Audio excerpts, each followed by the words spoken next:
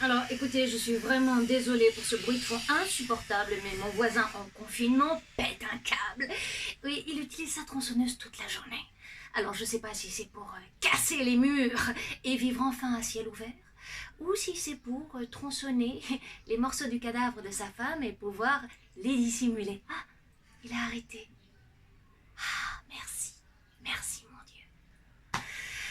Alors, qui est Raoult? C'est la question du jour. Eh bien, Raoult, c'est un théoricien qui connaît les règles de l'art qui est le sien. Il a repris, c'est pas grave. C'est aussi un praticien qui applique les règles de l'art qui est le sien. Mais c'est surtout un homme qui a du cœur. Et les béotiens, les êtres grossiers, disent des couilles, des cojones, pour surmonter ou démonter toute la bassesse de ces ignobles adversaires qui l'envient. Qui l'envient de quoi?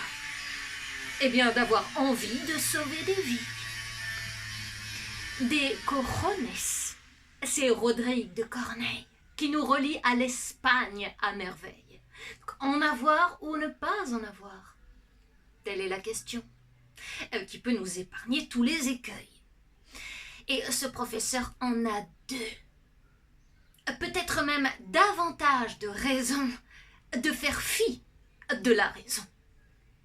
Alors la première consiste à dire que quand on est face à l'abîme, eh bien on saute, oui, et on réfléchit après.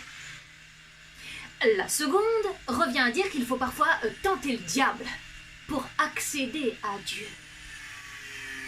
Encore du Corneille, qui dit que la valeur n'attend pas le nombre des années.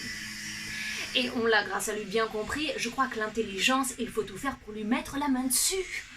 Alors que la bêtise, elle, est innée, consubstantielle à la nature humaine.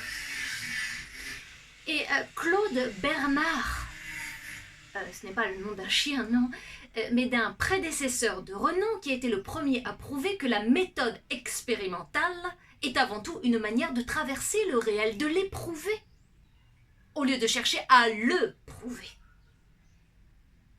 De quoi il s'agit en réalité? D'essayer.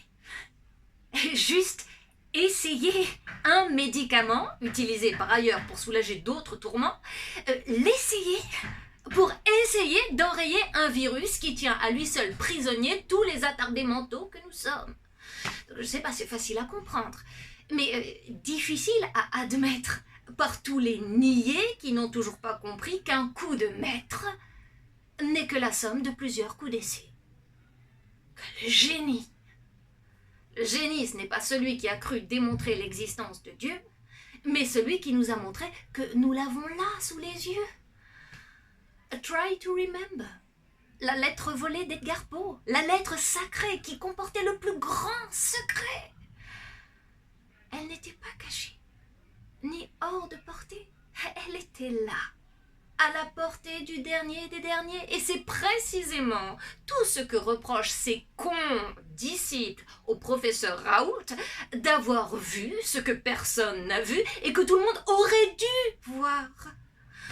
L'évidence de l'hydroxychloroquine. En veux-tu? En voilà. Donc non seulement pour vivre, mais aussi pour ne pas mourir idiot.